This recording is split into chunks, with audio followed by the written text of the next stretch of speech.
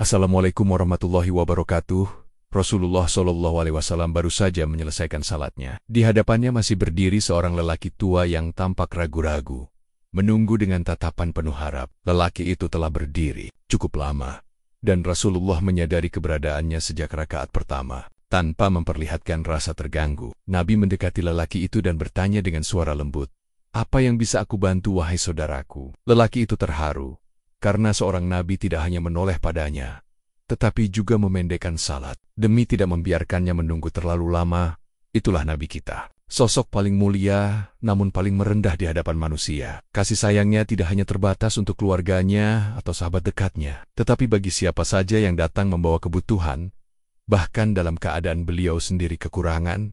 Di rumah, Nabi Muhammad SAW tidak pernah bersikap seperti penguasa. Beliau memikul air sendiri, menambal bajunya sendiri jika robek, memerah susu kambing, bahkan memperbaiki sendiri sandal yang rusak. Dalam riwayat Syahih disebutkan oleh Sayyidah Aisyah, beliau menjahit pakaiannya sendiri, memperbaiki sandalnya, dan melakukan pekerjaan rumah tangga sebagaimana dilakukan oleh salah satu dari kalian di rumah. Hadis riwayat Ahmad. Suatu sore yang tenang, Nabi terlihat menggeliselah seekor kuda yang sedang sakit. Beliau membersihkan luka di kakinya dengan lengan bajunya sendiri.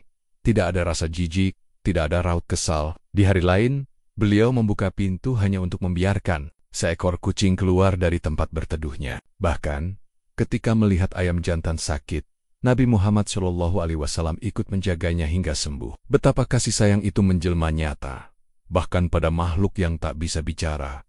Saat para delegasi dari Habasyah datang ke Madinah, membawa amanat Raja Najasyi, Nabi tidak menyerahkan penyambutan pada para sahabat atau pelayan. Justru beliau sendiri yang menghidangkan makanan dan minuman kepada mereka. Beberapa sahabat memprotes dengan halus, "Wahai Nabi Allah, biarlah kami yang melayani mereka." Tapi beliau tersenyum lalu menjawab, "Mereka memuliakan sahabat-sahabatku ketika hijrah ke negeri mereka, maka aku ingin membalas sendiri kebaikan mereka." Itulah bentuk cinta balasan dari Nabi Muhammad SAW. Balasan yang bukan dengan ucapan, tetapi dengan perbuatan.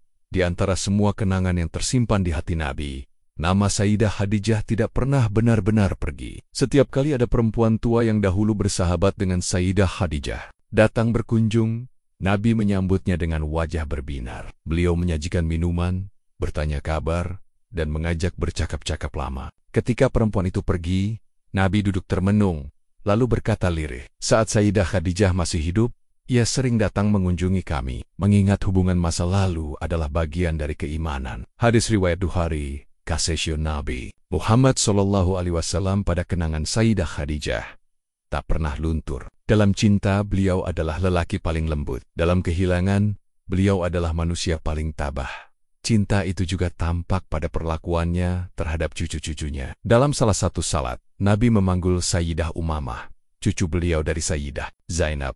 Ketika berdiri, beliau menggendongnya di bahu, dan saat sujud, beliau menurunkannya perlahan. Tidak ada rasa terganggu, tidak ada amarah. Justru beliau membiarkan anak itu tertawa-tawa kecil tanpa mengurangi kekhusyukan dalam salat. Ada pula kisah Sayyidah Hasan dan Sayyidah Husain yang bermain di punggung Nabi saat beliau sedang sujud. Nabi memperpanjang sujudnya hingga anak-anak itu puas bermain. Ketika selesai salat, para sahabat bertanya, "Wahai Rasulullah, mengapa engkau lama sekali bersujud?" Beliau menjawab, "Karena cucuku sedang naik di punggungku. Aku tidak ingin membuat mereka jatuh." Hadis riwayat Ahmad dan Nasai. Dalam dunia yang penuh kekerasan, Nabi Muhammad SAW tumbuh dengan kelembutan. Bahkan pada masa-masa sulit, beliau tak pernah membentak, menampar, atau menyakiti. Senyum beliau adalah hadiah paling tulus, dan tutur katanya adalah selimut bagi hati yang luka. Kesederhanaan itu pun berlaku dalam makan dan minum. Nabi Muhammad SAW tidak pernah makan sampai kenyang. Beliau menyudahi makan sebelum kenyang. Dan dalam banyak riwayat disebutkan, tidak pernah beliau makan roti gandum 2 hari berturut-turut. Jika ada daging, beliau menikmatinya. Tapi bila tidak ada, kurma dan air putih pun cukup.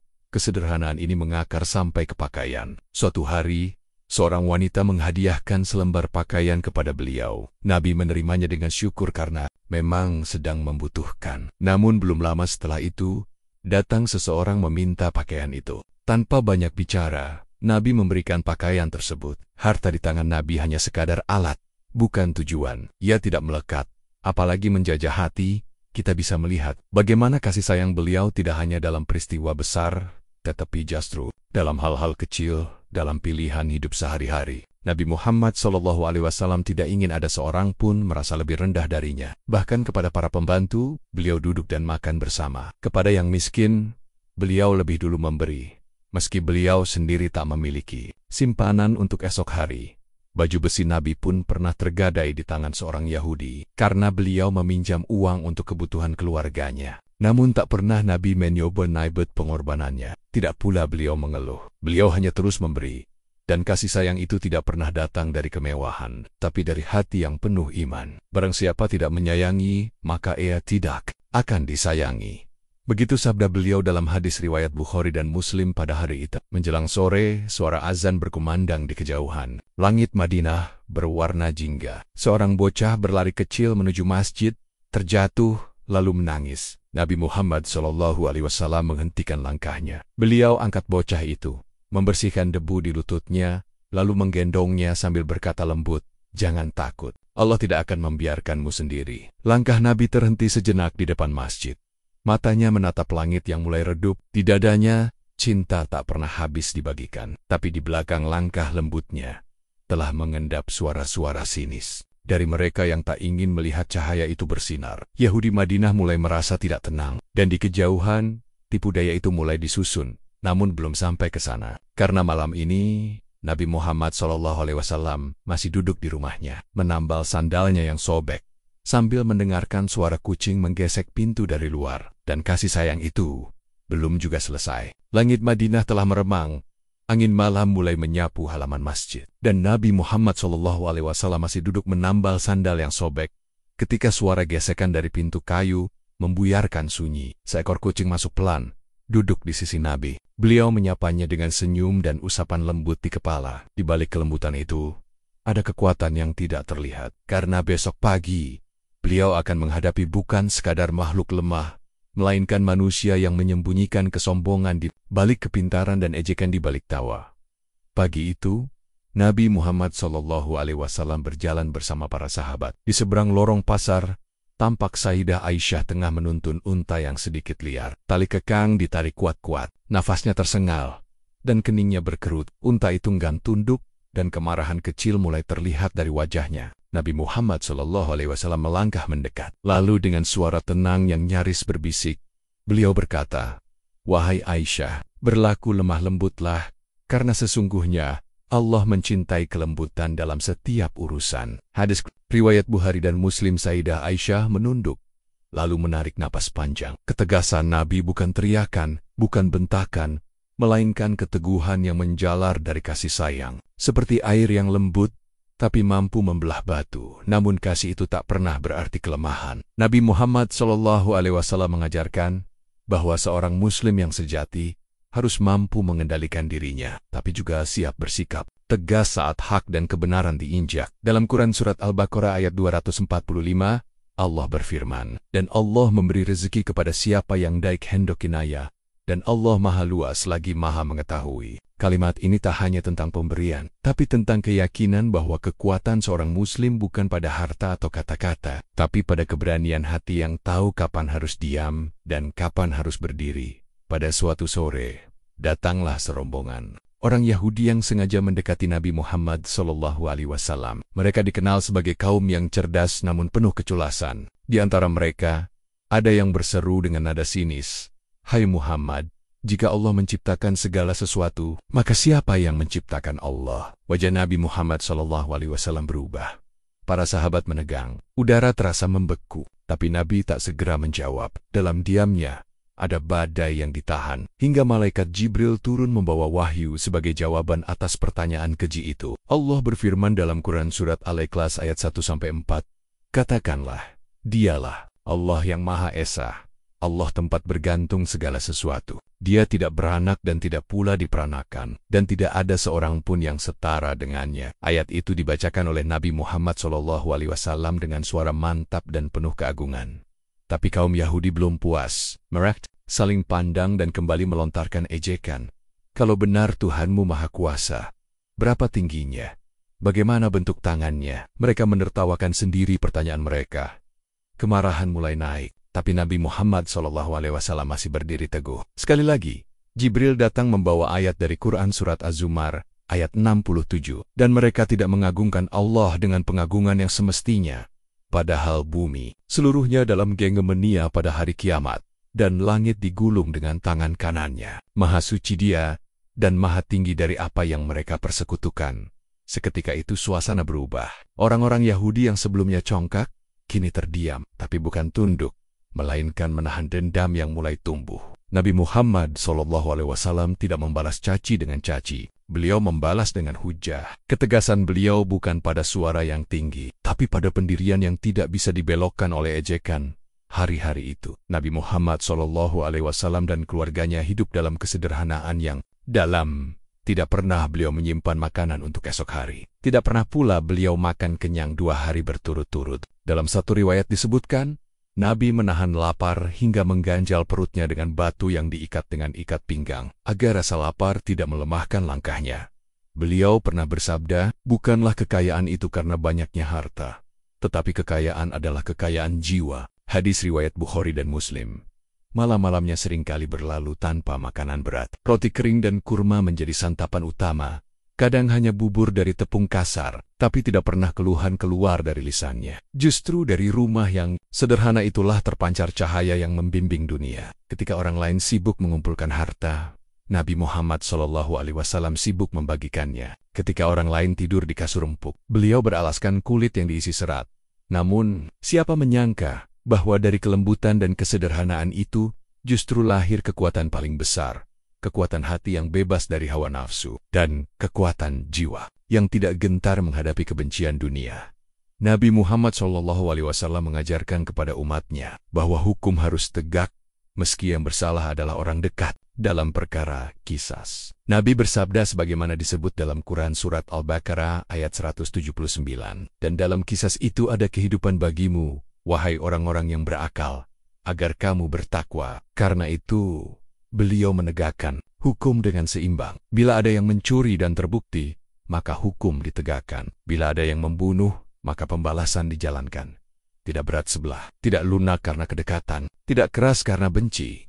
Ketika umat Islam mulai tumbuh dan tantangan bertambah, Nabi Muhammad SAW mendidik sahabat-sahabatnya agar tidak menjadi lembek. Jangan kalian menjadi lemah, sabda beliau. Seorang Muslim yang kuat lebih dicintai oleh Allah daripada Muslim yang lemah. Hadis riwayat Muslim, namun kekuatan itu tidak tampak dari otot atau senjata. Kekuatan sejati adalah kemampuan mengendalikan amarah, menahan balas dendam, dan membalas kejahatan dengan kebenaran. Sebab, hanya hati yang kuat yang bisa mengampuni. Dan hanya jiwa yang teguh yang bisa bertahan dalam kesendirian.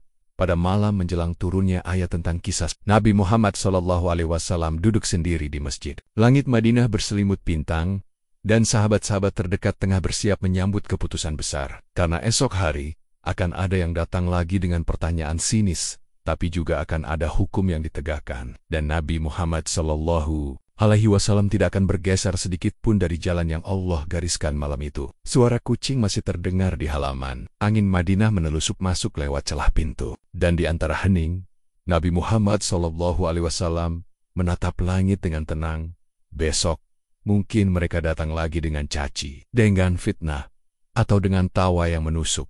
Tapi beliau sudah siap, karena kelembutan tidak berarti tunduk, dan cinta tidak pernah lepas dari keberanian. Malam itu, Nabi Muhammad SAW masih duduk sendiri di masjid, menatap langit Madinah yang bertabur bintang. Besok, mungkin mereka akan datang lagi bukan membawa iman, tapi ejekan, bukan membawa tanya yang jujur, tapi sinis yang menyayat. Tapi beliau telah siap, karena cinta kepada kebenaran bukan hanya membutuhkan kelembutan, tapi juga keberanian yang tak goyah oleh cemooh siapapun. Pagi pun datang, dan takdir mempertemukan Madinah dengan ujian yang lebih besar. Kaum Yahudi yang sebelumnya menguasai banyak urusan di Madinah merasa terganggu dengan kehadiran Nabi Muhammad SAW. Mereka sudah membaca dalam Taurat tentang tanda-tanda kenabian. Mereka tahu Nabi terakhir akan datang. Tapi yang membuat mereka tidak terima adalah bahwa Nabi itu justru berasal dari bangsa Arab, bukan dari Bani Israel. Hasad pun tumbuh, menyelinap dalam setiap langkah mereka.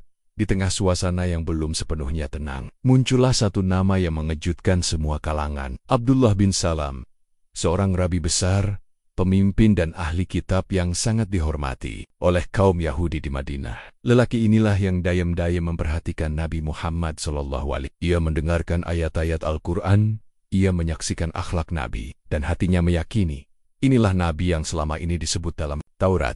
Ketika Abdullah bin Salam memutuskan masuk Islam, ia tidak langsung mengumumkannya kepada kaumnya. Ia justru datang kepada Nabi dan berkata, "Wahai Nabi Allah, kaumku adalah kaum yang gemar berdusta dan mencaci. Jika mereka tahu aku masuk Islam, pasti mereka akan memfitnahku dan menjatuhkanku." Nabi Muhammad SAW pun menyusun rencana. Beliau memanggil para tokoh Yahudi dan bertanya, "Bagaimana pendapat kalian tentang Abdullah bin Salam?" Mereka menjawab, "Dia adalah orang terbaik di antara kami. Dia pendeta kami, cendekiawan kami, teladan kami." Maka saat itu juga Abdullah bin Salam keluar dari tempat persembunyiannya dan berseru, "Wahai kaumku, aku bersaksi bahwa tiada Tuhan selain Allah, dan bahwa Nabi Muhammad adalah utusannya." Wajah orang-orang Yahudi seketika pucat, hening meling ruangan itu.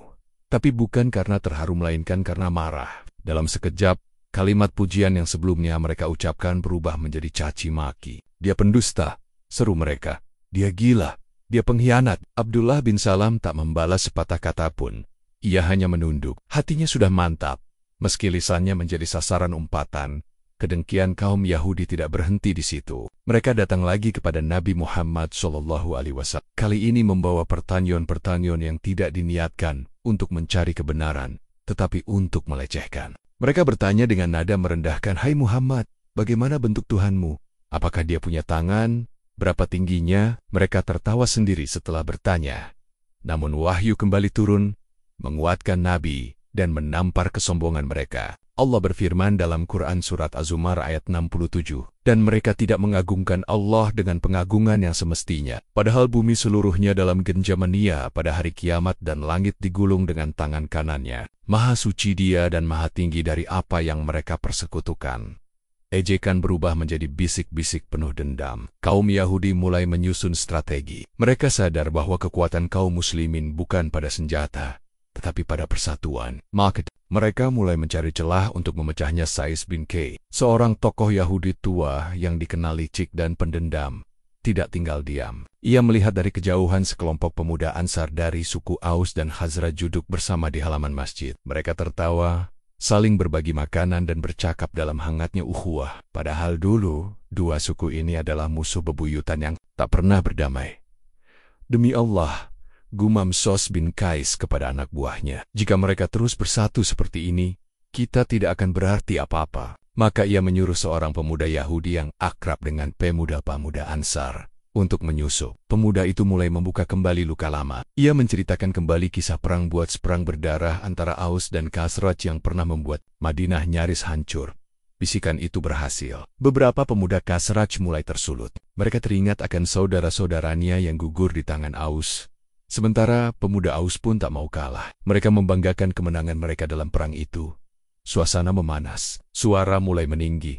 Tangan mengepal. "Kalau kalian ingin perang, ayo kita selesaikan sekarang juga," seru salah satu dari mereka. Maka terjadilah kekacauan kecil. Orang-orang mulai berseru, "Kita bertemu di Az-Zahirah. Kita bawa senjata kita." Mereka nyaris kembali pada titik sebelum Islam datang.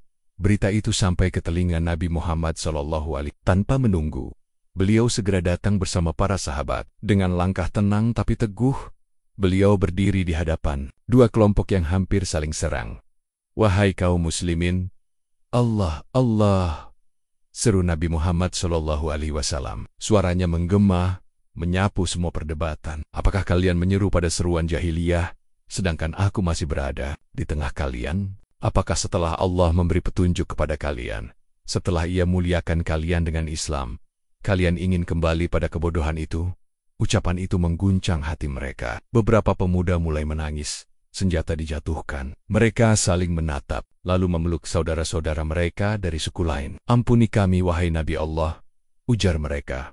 "Kami tertipu." Maka mereka pun menangis bersama dan beristighfar memohon ampun kepada Allah Subhanahu wa Ta'ala. Namun di kejauhan, Sa'id bin Qais hanya mendengus kesal. Gagal lagi, tapi dia belum menyerah. Malam kembali turun di Madinah. udara tenang, namun bayangan fitnah masih menggantung. Nabi Muhammad SAW menatap umatnya yang kini kembali dalam pelukan persaudaraan. Tapi di sudut-sudut kota, bisikan itu belum mati. Kaum Yahudi yang merasa kekuasaan mereka mulai goyah akan kembali menyalakan api yang lain. Dan Nabi Muhammad SAW tahu, ujian ini belum selesai. Malam itu, setelah perpecahan antara Aus dan Khazraj berhasil diredam oleh kehadiran Nabi Muhammad SAW, suasana Madinah kembali tenang. Pelukan dan istighfar para pemuda yang nyaris tersulut itu masih membekas di pelataran masjid. Tapi jauh di sudut kota, tatapan para tokoh Yahudi masih menyalakan bara. Mereka menyaksikan satu persatu siasat mereka gagal meruntuhkan persaudaraan umat Islam. Maka mereka mulai menyiapkan satu muslihat baru. Bukan lagi memecah dari dalam, tapi mengolok dan menggoyahkan dasar syariat dari luar. Mereka ingin meruntuhkan keyakinan dengan ejekan, bukan pedang hari berikutnya. Beberapa tokoh Yahudi datang menghampiri Nabi Muhammad SAW. Mereka membawa wajah ramah, tapi lisannya tajam seperti bilah belati yang disembunyikan di balik senyum. Salah satu dari mereka berkata, "Wahai Muhammad, jika engkau memang benar seorang rasul sebagaimana nabi-nabi terdahulu, mengapa engkau tidak pergi ke Baitul Maqdis? Bukankah itu tempat suci para nabi?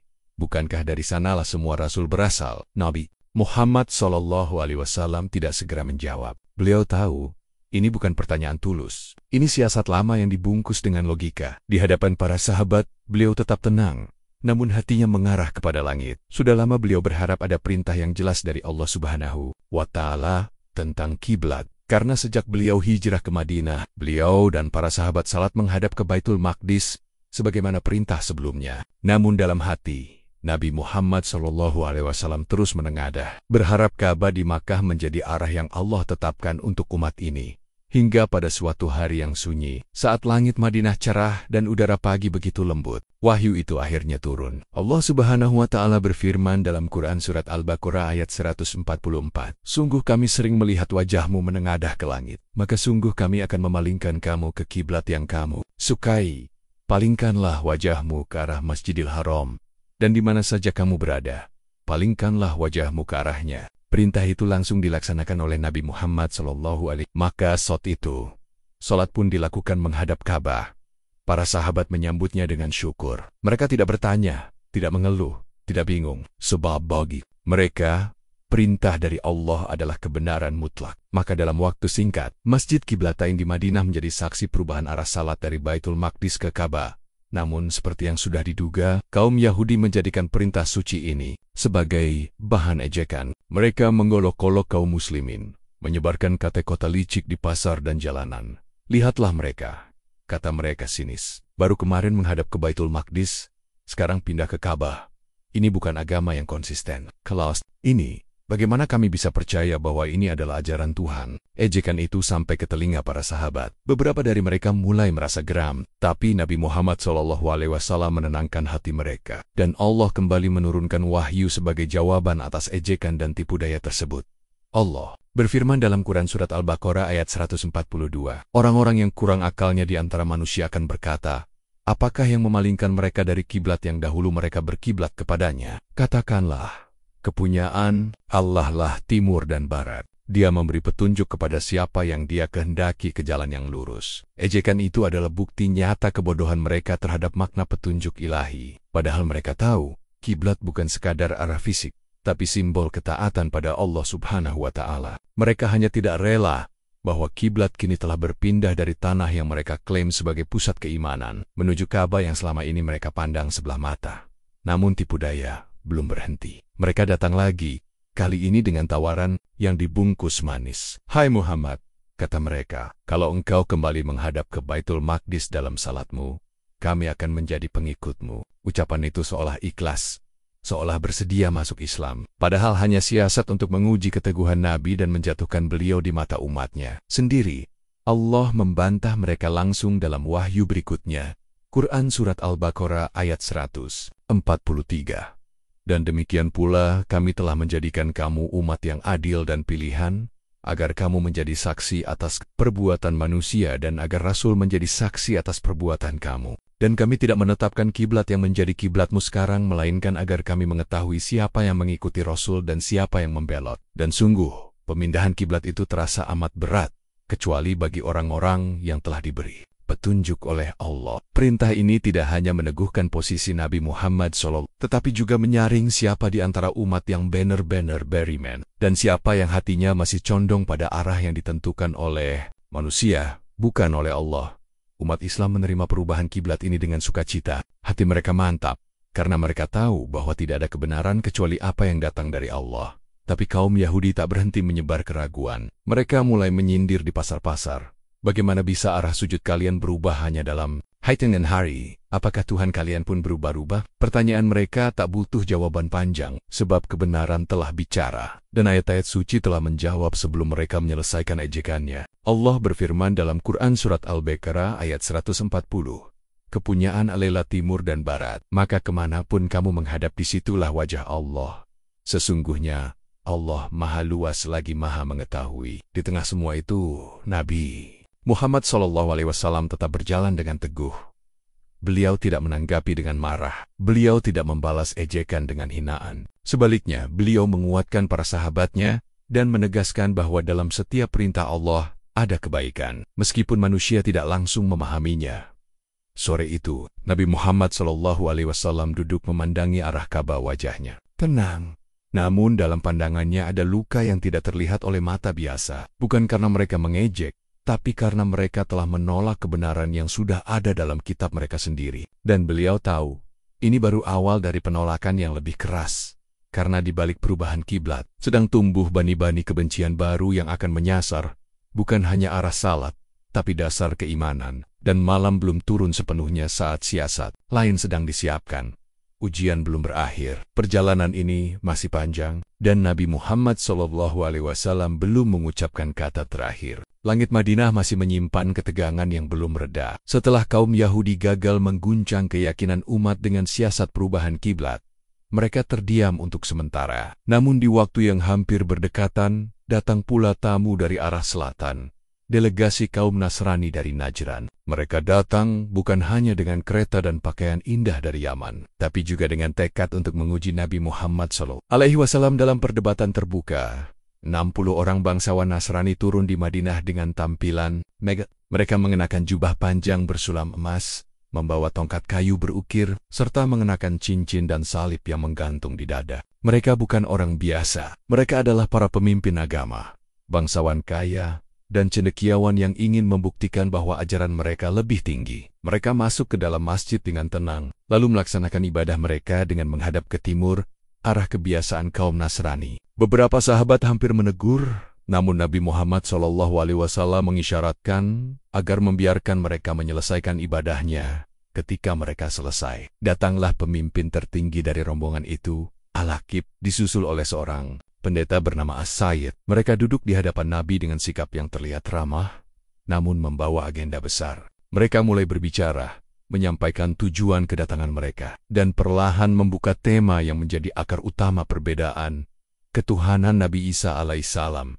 Salah satu dari mereka bertanya, "Hai Muhammad, bagaimana pendapatmu tentang Isa? Bukankah ia lahir tanpa ayah? Bukankah ia menghidupkan orang mati, menyembuhkan penyakit, dan naik ke langit? Bukankah semua itu hanya mungkin bagi anak Tuhan?" Nabi Muhammad SAW mendengarkan dengan tenang, tidak satu pun dari wajahnya menunjukkan gangguan.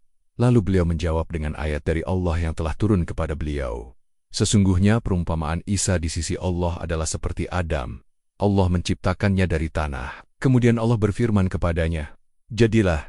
Maka jadilah. Quran Surat Ali Imran ayat 59. Mereka terdiam, tapi belum menyerah. Mereka lalu berkata, "Tapi bukankah Isa memiliki sifat ketuhanan karena ia tidak memiliki ayah?" Maka Nabi Muhammad SAW menatap mereka dan bertanya balik, "Jika tanpa ayah menjadikan seseorang sebagai anak Tuhan, maka Adam lebih pantas disebut begitu, karena dia tidak memiliki ayah dan tidak memiliki ibu." Mereka tidak menjawab. Diskusi itu berlangsung lama. Satu persatu argumen Trinitas dipatahkan dengan hujah dan logika yang jernih. Nabi Muhammad SAW tidak mengangkat suara, tidak mengejek, hanya menyampaikan dengan hikmah. Ketika mereka mulai kehabisan dalih, datanglah perintah Allah sebagai jalan penentuan akhir. Allah Subhanahu wa Ta'ala menurunkan wahyunya. "Siapa yang membantahmu tentang hal ini? Setelah datang ilmu kepadamu, maka katakanlah, marilah kita panggil anak-anak kami dan anak-anak kalian, wanita-wanita kami dan wanita-wanita kalian, diri-diri kami dan diri-diri kalian. Lalu kita bermubahalah, memohon agar laknat Allah ditimpakan kepada orang-orang yang berdusta. Quran Surat Ali Imran ayat 61. Nabi Muhammad SAW lalu berdiri dan berkata kepada mereka dengan penuh ketegasan, "Jika kalian yakin dengan kebenaran keyakinan kalian, maka marilah kita bermubahalah. Aku akan membawa keluargaku, kalian bawa keluarga kalian. Kita berdoa bersama dan meminta agar siapa yang berdusta, dialah yang ditimpa laknat Allah." Itu terdiam. Mereka saling pandang. Salah satu pendeta berkata dengan suara pelan, "Wahai kaumku, kalian tahu siapa yang sedang kalian hadapi. Demi Allah, Muhammad bukan seorang pendusta. Jika kita bermubahalah dengannya, kita dan seluruh anak keturunan kita akan binasa." Lalu mereka berdiskusi dan memutuskan mereka menolak bermubahalah. Sebagai gantinya mereka memilih berdamai. Mereka tetap memeluk agama mereka, namun bersedia membayar jizyah dan hidup damai di bawah perlindungan umat Islam. Nabi Muhammad SAW menerima keputusan itu dengan lapang dada. Tidak ada pemaksaan, tidak ada penindasan. Islam tidak butuh kemenangan dari paksaan, tetapi dari cahaya hujah dan akhlak. Para sahabat yang menyaksikan kejadian itu merasa lega. Tapi mereka juga bertanya dalam hati, mengapa mereka tidak menerima kebenaran yang sudah jelas di depan mata? Nabi Muhammad SAW menjawab kegelisahan itu dengan tenang. Hati mereka tertutup bukan karena tak paham, tapi karena hawa nafsu dan kedudukan yang mereka takut kehilangan. Lalu beliau bersabda, "Tidak akan masuk surga orang yang di dalam hatinya ada kesombongan seberat biji sawi." Hadis riwayat Muslim. Hari itu menjadi hari kemenangan hujah, bukan kemenangan pedang. Islam tidak tumbuh karena ancaman, tetapi karena ia menjawab fitnah dengan akhlak, menangkis kesesatan dengan ilmu, dan menghadapi musuh dengan kelembutan dan ketegasan sekaligus. Mereka pulang ke Najran, tetap dalam keyakinan mereka, tapi membawa rasa hormat yang dalam kepada Nabi Muhammad SAW. Mereka tidak menerima Islam, tapi mereka tidak lagi meremehkannya. Sore menjelang malam, Nabi Muhammad SAW duduk di beranda Masjid memandang arah matahari yang perlahan tenggelam. Di sekelilingnya, umat Islam berkumpul dalam keheningan. Debat telah usai. Tapi beliau tahu, ini bukan akhir dari penolakan. Di kejauhan, masih ada suara-suara yang akan datang. Akan ada kaum lain, ujian lain, fitnah baru. Tapi satu hal yang tidak akan pernah padam. Kebenaran yang tetap bersinar, meski dibungkus kabut. Saribut, karena yang berdiri di atas wahyu, tidak akan tumbang oleh ejekan, dan tidak akan gentar pada jumlah, dan Islam akan tetap tegak dengan hujah dan akhlak